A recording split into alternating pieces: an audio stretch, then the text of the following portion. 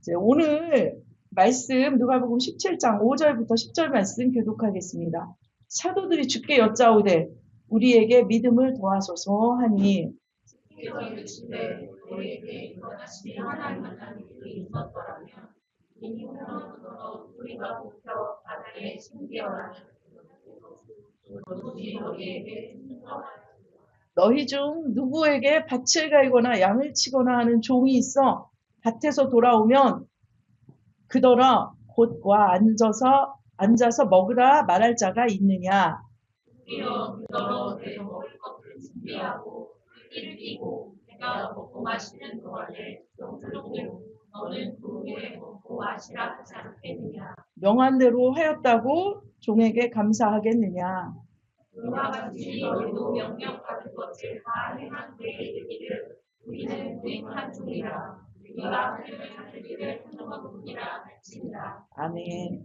제목 믿음 종이 할 일. 네, 믿음 쉼표 종이 할 일. 지난주 1절부터 4절을 읽었는데 그때도 주제가 두 개였어요. 누군가를 실족시키지 말라. 네버가 붙어. 네버 절대. 그가 비록 가장 약하고 작은 자일지라도 하나님께서 사랑으로 돌보시는 그가 너로 인해 실족한다면 그 대가는 혹독할 것이다. 가로 열고 연자맷돌. 연자맷돌을 매는 게 차라리 나을 것이다. 이렇게. 네. 두 번째, 지난주 너에게 죄를 짓고 용서를 구하는 자들 하루에 7번씩이라도 용서하라. 오늘 말씀도 지난주에 이어서 두 가지 주제가 나옵니다. 지난주 실족하게 하지 말라, 용서. 오늘은 믿음에 관한 것. 그 다음에 종된 자의 도리에 관한 것이에요. 오늘 두 개, 지난주 두 개인데 이게 예수님께서 한 자리에서 말씀을 전했다고 생각하시면 좋습니다. 그러니까 지난주 가르침에 이어서 이해하면 훨씬 편하실 것입니다. 용서에 대한 교훈이 끝난 뒤 사도들의 반응이 나옵니다. 5절, 6절 같이 읽겠습니다. 시작! 사도들이 주께 여짜오되 우리에게 믿음을 더하소서 하니 주께서 이르시되 너희에게 겨자씨 하나일 만한 믿음이 있었더라면 이 뽕나무더러 뿌리가 뽑혀 바다에 심기어라. 그것이 너희에게 순종했습니다. 예수님의 앞선 교훈을, 용서의 교훈을 들은 후 제자들이 딱 리액션이 이거예요. 주님, 우리에게 믿음을 더하여 주십시오. 이걸 요청한 이유는 쉽게 생각하면 이런 거일 수 있어요. 우리에게 스승의 믿음을 지킬 만한, 스승이 요구하는 믿음이 아니라 가르침을 지킬 만한 능력이 없습니다라는 고백으로도 해석할 수 있어요.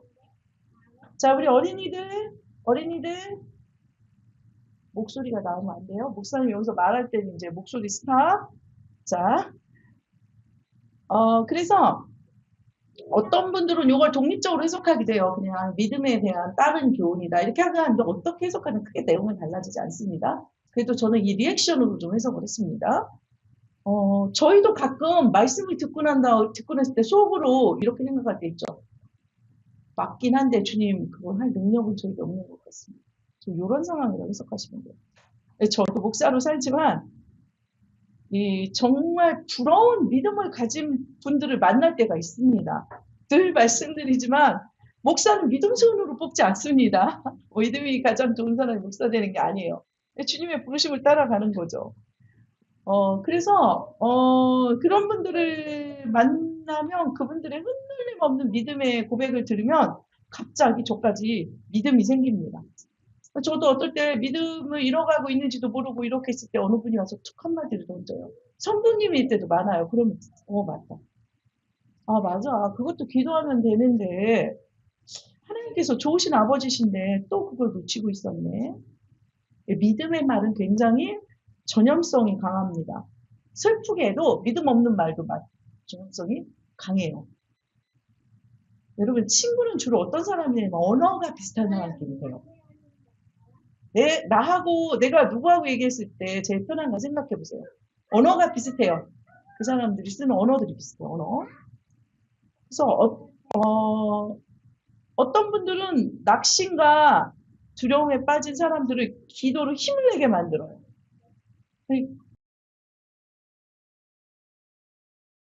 어둡고 지친다 이러고 있었는데 한심한 대학을 나왔더니 어머 또 그렇게 생각할 건 아니네 이렇게 되는 사람이 있어요. 그렇죠? 근데 어떤 분들은 반대예요. 어떤 분과 어울리다 보면 그분이 신앙인임에도 불구하고 안 생각했나? 뭐 이렇게 생각하게 만든다는 거죠. 그래서 우리는 늘 우리 언어를 살펴야 합니다. 부정적인 언어도 믿음의 말도 가장 먼저 듣는 건 나 자신이에요. 성도님들. 제가 예전에 뇌 얘기하면서 얘기했죠? 뇌는 조금 바보 같은 게 있어서 우리의 뇌는 주어를 모른대요. 내가 누군가를 욕하잖아요? 그러면 그게 그 상대에게 가는 게 아니라 나에게 작용한대요. 부정적인 어떤 에너지가. 그리고 시제도 없대요. 뇌는. 그러니까 20년 전에 분노했던 걸 꺼내가지고 내가 화를 내고 있으면 그 부정적인 폐해가 오늘 나한테 동일하게 지금 그 일을 당하고 있는 것처럼 영향을 미치고 있다는 거예요. 굉장히 조심하셔야 되죠. 그러니까 우리의 언어가 나도 남도 믿음으로 세우게 하는 도구가 되어야 합니다. 오늘 말씀처럼 모든 그리스도인들은 좋은 믿음, 큰 믿음을 가지고 싶어 합니다. 성도님들 믿음이 좋으시면 좋겠어요? 어떻습니까? 제가 진지하게 묻는 거예요. 믿음이 좋았으면 좋겠습니까? 예. 그렇죠. 감사합니다. 이 욕구가 있는 분들은 믿음이 잘하는 방향으로 가요. 그렇죠? 그러면 어떻게 믿음이 좋아질까요? 오늘 이 두 절의 말씀이 올바른 믿음의 특성을 잘 가르쳐 줍니다. 믿음이 좋아지는 특강. 잘 들으세요. 첫 번째로 예수님께 믿음을 요청해야 합니다. 돈이 없으면 돈 있는 사람한테 달라고 해야 돼요. 주로 엄마, 아빠, 학생들은. 그렇죠? 그러니까 믿음의 출처는 어디예요? 주님이시잖아요. 주님께 요청해야 돼요. 오늘 말씀 속 제자들의 요청은 온전하진 않았습니다. 그런데 잘 생각해 보세요. 믿음을 도와주소라고 온전치는 않지만 예수님께 요청을 했기 때문에 너희들 믿음의 방향성이 지금 약간 틀렸어 라고 이렇게 수정이라도 받을 수 있는 거예요. 그러니까 우리가 하나님께 믿음을 구할 때, 예수 그리스도의 믿음을 구할 때 성령님께서 우리 안에 믿음의 불길이 타오르고 커지게 합니다. 생각과 기도는 다르다고 제가 늘 말씀드리죠. 나는 이렇게 믿음이 없지라고 늘 생각만 하지 마시고 요청을 하셔야 돼요. 여러분 엄마가 주방에서 요리하는데 돈 좀 줬으면 좋겠다. 돈 좀 줬으면 좋겠다. 생각하지 마시고 형식이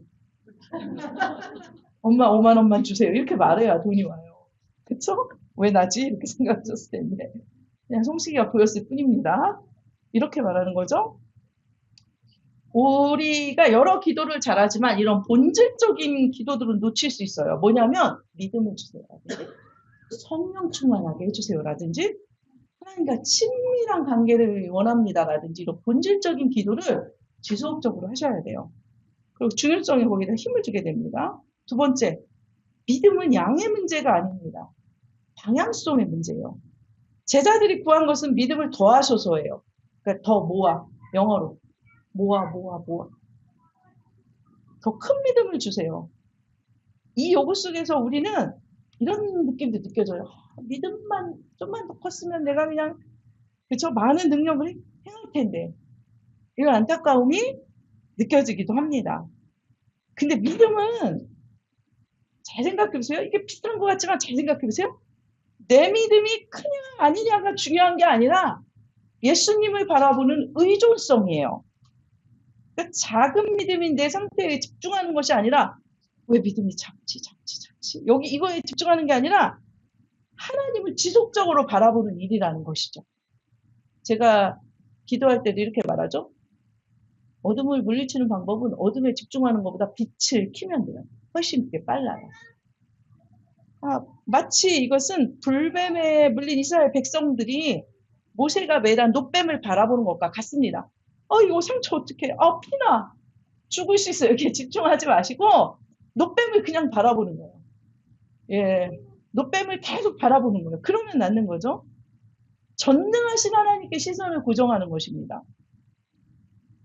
그래서 기독교에는 약할 때 강함이라는 공식이 성립되는 아이러니가 있어요. 그 약한 사람이 오히려 강하다는 이상한 논리가 약한데 어떻게 강해요? 그럴 수 있다라는 거죠. 그리고 또 신앙에 머리도 있는 사람은 믿음이 안 생겨요. 그렇습니까? 안 그렇습니까? 성도님들?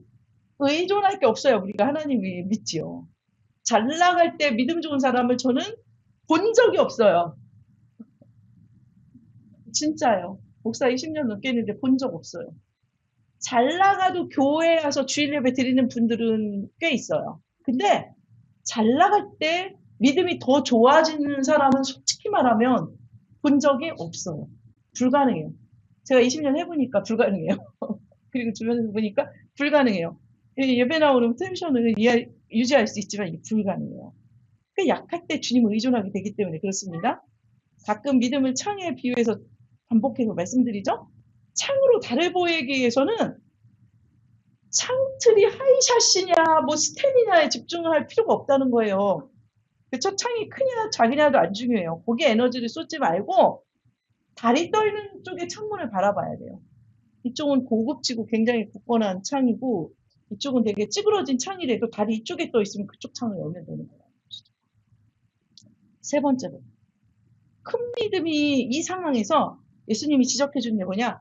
큰 믿음이 생기길 기다리는 것보다 지금 선포하고 나아가는 거에 더 중요합니다. 그러니까 믿음을 더하소서 제자들이 말하는 예수님이 이렇게 말하는 거예요. 아니다. 지금은 믿음이 더할 때가 아니라 있는 그 믿음으로 그냥 해라 이런 뜻이에요. 그것이 바로 뭐냐? 그 행함이 뭐냐? 지금 해야 될 믿음이 뭐예요? 작은 믿음으로 뽕나무에 명령하는 것입니다. 뽕나무는 왜 하필 뽕나무일까요? 뽕나무를 안 키워봤으면 말을 마세요. 제가 성도님들한테 잘난 척할 수 있을 때는 이때밖에 없어요. 저희 집에 뽕나무 있었거든요. 어렸을 때. 그 뽕나무 베고 다른 밭 만드는 거 진짜 어려워요. 왜냐하면 뽕나무 뿌리가 잔뿌리도 많고 이 캐내기가 쉽지 않아요. 그래서 그 뽕나무를 뽑는 것도 어려운데 그걸 바다에 던져놓고 그게 심겨져라 이렇게 어렵죠. 주님께는 가능해요. 그래서 지속적으로 믿음을 지금 선포하라고 하시는 거예요. 성도님들 믿음이 쪼그라져 있을 때는 입 밖으로 믿음의 선포가 안 나옵니다. 내가 돈이 넉넉할 때는 하나님 다 먹여주셔 이렇게 돼요. 지금 지갑에 돈이 다 떨어져 가고 있는데 하나님 나를 먹이시는 분 이게 돼요? 잘 안 되죠. 쪼그라져 있을 때 선포가 안 나와요. 근데 예수님이 말하는 포인트는 이거예요. 믿음이 작아서 역사가 안 일어나는 게 아니라 입 밖으로 선포하지 않아서 지금 역사가 안 일어난다는 거예요. 아주 되게 사소한 차이가 좀 굉장히 중요해요. 성도님들 이거 외우셔야 돼요. 예, 작아서가 아니라 선포하지 않아서가. 믿어서 믿음의 고백을 할 수 있지만 고백과 선포로 믿음이 생기기도 합니다. 이거 중요한 문장이니까 한 번 더. 믿어서 믿음이 막 흘러 넘쳐서 믿음의 고백을 할 수 있지만 고백과 선포로 믿음이 생기기도 합니다. 사랑도 마찬가지죠. 뭐 사랑스러워서 사랑하는 사람 있나요? 실망이죠. 목사님 지금 사랑스러워서 사랑하는 거 아니었어요? 아니라고 제가 늘 말하잖아요. 그래서 막 아니 왜 목사님 요즘 나만 보면 자꾸 사랑한다고 그래? 그러면 내가 사랑스럽지 않은가 이렇게 의심을 한번 해보세요. 이건 농담입니다. 뭐냐면 선포하면 자꾸 사랑이 흘러넘쳐요. 문제를 갖고 그 복음서에 보면은 예수님께서 어떤 문제 앞에서 믿음의 선포를 자주 하십니다. 그러니까 어떤 때는 구하는 기도도 하시지만 그냥 확 선포할 때가 있어요. 큰 문제 앞에서 사단아 떠나라 라든지 이렇게 선포를 해버리세요. 예수님께서 이거 혹시 안 나가면 어떡하지 이렇게 하시지 않는다는 거예요. 그냥 선포를 하신다는 것이죠. 문제를 갖고 기도할 때 구하는 것을 넘어서 선포하는 기도를 하는 것도 중요합니다. 성경은 믿음이 계획을 잘 세워서 얻어내는 것이라고 말씀하지 않습니다. 믿음 있는 사람이 무계획적으로 살라는 의미는 전혀 아니에요. 하지만 믿음이 계획적으로 생기는 게 아니에요. 1단계 이번 올해까지 1대1 끝난 다음에 믿음이 여기까지 간다. 뭐 이렇게 하는 게 아니라는 거죠. 자, 이제 오늘 두 번째 종의 도리에 가는 것입니다. 교독하겠습니다. 너희 중 누구에게 밭을 갈거나 양을 치거나 하는 종이 있어 밭에서 돌아오면 그더러 곧 와 앉아서 먹으라 말할 자가 있느냐. 먹을 것을 준비하고 띠를 띠고 내가 먹고 마시는 동안에 손을 들고 너는 그 후에 먹고 마시라 하지 않겠느냐. 명한 대로 했다고 종에게 감사하겠느냐. 이와 같이 너희도 너희도 명령받은 것을 그에게 이르기를 우리는 무익한 종이라 우리가 행하는 일을 하노니라 할지니라. 이 말씀 이해는 다 되시죠? 예, 무슨 말인지 이해하셨죠? 예, 이해하기 싫으시죠? 이해는 안 어려운데, 아, 예, 네, 맞아요. 이해하기가 안 어려운데 난이도가 극강이에요. 왜냐면 우리의 죄악된 이기적인 본성이에요. 매우 거슬려요. 매우 거슬려요. 이 지금 오늘 그 17장은 누가복음 17장 앞에 이 가르침을 받는 대상들을 사도들, 제자들이라고 했습니다. 그들은 예수님을 도와 복음의 종으로 출발해서 살아가는 중이에요, 이미. 마찬가지로 모든 그리스도인들은 하나님의 종, 복음의 종입니다. 저는 계약서 사인한 적 없는데요, 목사님. 여기 와 있으면 이미 사인 다 한 거예요. 자동 결제요, 그거. 예, 그거는 하나님 자녀로 됐기 때문에, 저는 종된다고 한 적 없는데 왜 사인했어요. 사인된 거예요. 사도 바울은 그의 편지마다 시그니처가 있어요. 자기를 뭐라고 소개합니까? 그리스도의 종된 바울, 종된 정체성을 확고합니다. 지금 예수님 앞에 있는 이 제자들은, 청중들은 종이 어떤 존재인지 이 당시 다 알고 있습니다. 이 당시 그 고관 대적의 집들은 종들이 많이 있었어요. 예수님께서 이 비유를 묻는 거예요. 얘들아, 종은 어떤 태도로 살지? 어떻게 삽니까? 종은 주인을 위해 무더위 속에서 군말 없이 가서 막 밭을 갈아요. 막 밭을 갑니다. 뭐 거기까지는 그렇다 쳐요. 아니 근데 끝나고 돌아와가지고는 고생했다, 이제 좀 그늘에서 좀 쉬자, 밥 좀 먹자라고 말할 수 있는 사람이 아니에요. 그러니까 우리처럼 퇴근 후 치킨이 없어요. 퇴근 후 치킨이 없다니까 보경 집사님이 너무 싫은 표정을 지었어요. 그거 없이 어떻게 일하냐 이런 건데 없어요. 한 일 든 일 끝내고 후다닥 들어가지고 주인의 식사를 챙겨야 합니다. 주인이 밥을 먹는 중에도 어떻게 해야 되냐? 그 식탁의 옆에 서서 중간중간 주인의 편안한 식사를 도와야 합니다. 물도 떠다 주고요. 리필도, 뭐 음식도 리필하고 빈 그릇도 치우겠죠? 근데 잘 생각해 보세요. 이 이스라엘의 식사 시간은 매우 길었어요. 뭐 비스듬히 기대서, 그 소화가 어떻게 되는지 모르겠어, 나는. 이게 길어가지고 되게 길었어요. 그 시간 내내 밭 깔고 와가지고 얼마나 배고파요. 네. 그리고 또 이제 우리 집사님들이 제일 싫어하는 말이 나와요. 이 식사 자리를 종이로 섬기는 사람이라는 말. 그 헬라어에서 집사라는 단어가 나왔습니다. 제가 제일 신나서 얘기하는 거. 그죠? 디아콘, 디아코노스.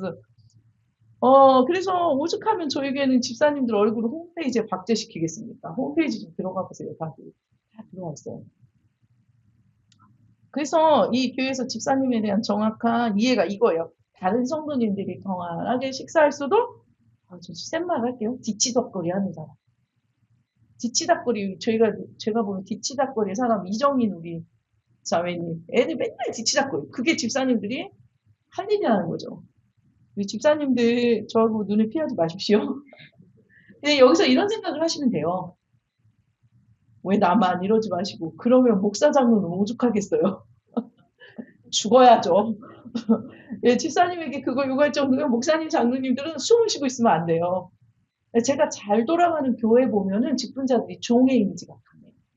문제가 없는 교회 보면은 직분자들이 성숙해서 이 기꺼이 치작거리 하는, 그 목회자들도 이 기꺼이 종이 돼야 돼요. 그런데 오늘 이 설교를 들으면서, 아니, 목사님이 그 종인 거예요? 아니, 몰랐네요. 이러면 이제 제가 잘못 사는 거죠. 아유, 목사님 몰랐네요. 오늘 말씀해 주셔서 알았네요. 이러면 이제 제가 잘못 산 거죠. 네, 죄송합니다. 저도 더 이 말씀 앞에서 회개하고 노력을 하겠습니다. 근데 여기까지도 이제 되게 어마어마한데, 여기서 끝이 아니에요. 뭐냐면, 이런 과정을 다 마쳤는데 잘했어. 근데 주인이 감사하다고 하지 않아요.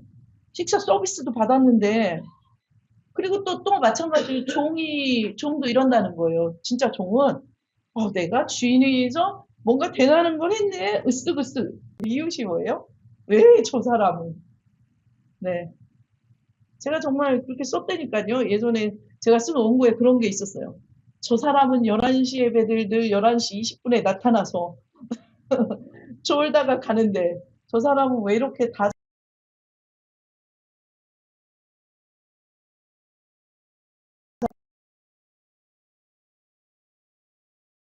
설교까지 합니다. 근데 왜 제가 먼저 결혼합니까? 왜 쟤는 함께 취직을 시켜? 블라블라블라. 그런데 우리가 옆을 보신 것이 아니라 주님 계약서는 주님하고 저하고 있었어요. 옆 사람은 아무 겸손이에요. 우리가 겸손히 낮춰야 우리의 부주의한 언행으로 하나님 실족시키지 않습니다. 그리고 나도 죄인이지 이런 게 있어야 용서가 쉬워져요. 그리고 겸손이 있는 사람만 예수님께 믿음을 요청할 수 있어요. 뭐 나는 더 필요 없어. 난 그냥 이 식대로 계속 믿을 거야. 이게 아니에요. 제 믿음을 성숙하게 하옵소서. 결정적인 거. 겸손해야 종의 자리에서 이탈하지 않고 끝까지 섬길 수 있습니다. 결정적으로 종은 겸손의 결정체죠. 팀 켈러 목사님 이렇게 말했어요. 겸손해야 기도할 수 있고 동시에 기도하면 겸손해진다. 겸손해야 기도할 수 있고 기도하면 겸손해진다. 제가 오늘 재미있는 유머로 마치겠습니다. 잘 이해하셔야 돼요. 한 번에 이해를 하셔보세요. 이 세상에서 가장 모순된 책 제목을 뽑는 대회가 있었다고 합니다. 거기에서 우승한 책 제목이 뭘까요? 책 제목이에요. 책 제목. 책을 출간한 거예요. 어느 사람이. 책 제목 이거였대요. 겸손, 느낌표. 나는 그것을 어떻게 성취했는가. 이해하셨어요? 야, 이거하고 똑같은 거예요. 주님, 저를 인내하는 사람을 만들어 주십시오. 지금 즉시. 네, 얼마나 교만한지 상상도 안 되죠. 얼마나 교만한지 감도 안 온다. 이런 거죠. 내가 겸손하다고 생각하는 그 겸손을 성취했다고 생각하는 찰나에 교만의 탑 오브 탑에 올라가 있는 거예요. 제목이 너무 웃겨요. 겸손. 나는 그것을 어떻게 성취했는가. 복음은 하향성입니다. 예수님은 하늘 보좌를 버리고 이 땅까지 내려오셨습니다. 기꺼이 종의 자리에 내려가기 원합니다. 조금이라도 높은 자리에 있지 못해서 주님이 우리를 높여주시지 않아서 늘 울어요. 늘 울어요. 그렇습니다. 저도 이게 저의 마음 상함이 원일 때가 많아요. 우리 교회는 왜 다른 교회처럼 예를 들면 폭풍하잖아요. 나는 왜 다른 곳처럼 이렇게 안 돼? 다 보면은 마음이 상할 때 보면 이 상향성의 욕심 때문에요. 종의 자리에 내려가기, 종이 못돼서 우는 역사가 왜 주님 저는 이렇게 종이 되기가 힘든가요? 이것 때문에 우는 한 주가 되기를 이것이 우리 진정한 눈물의 기도가 되기를 원합니다.